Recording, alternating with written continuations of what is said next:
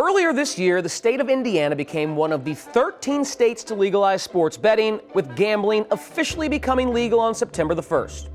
And a revenue report for the month of September revealed enormous popularity in its first month of operation.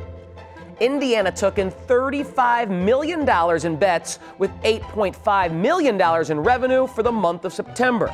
Now, even more mobile betting companies are beginning to enter the state as legal sports betting is gaining popularity across the country.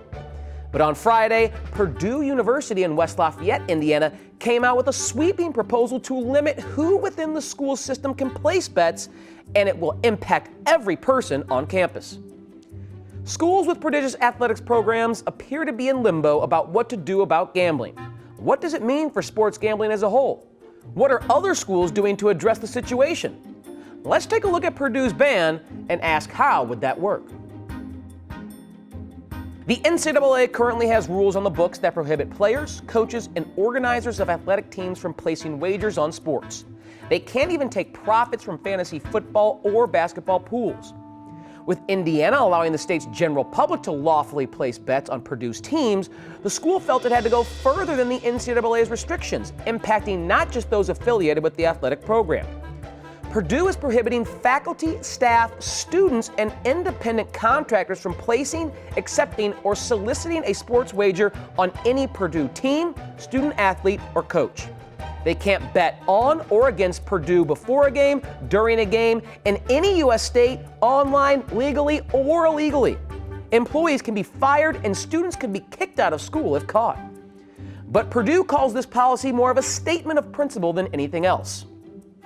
"We're not going to set up a secret police to run around and try and find out," Purdue President Mitch Daniels told the New York Times. "A lot of policies here are undoubtedly being breached on a frequent basis. It doesn't mean that it's unimportant to have them as statements of principle, maybe of values. When we find a violation, we act on it."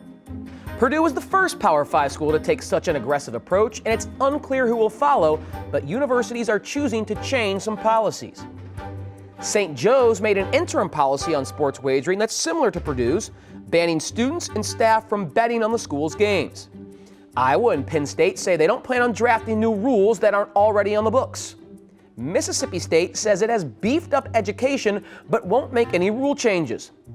Arkansas only bars employees and students, quote-unquote, directly associated with a team from betting on the school, but didn't define what directly associated means. And Villanova is feeling out the ramifications of a similar ban to what Purdue has adopted, according to the New York Times. So will Purdue's rule change work? It's easy to wonder how the school will enforce this policy, or even how to detect where and when a bet takes place.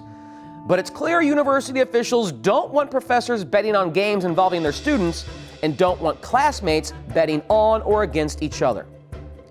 More than $730 million worth of legal sports bets were placed in August, more than double the previous year.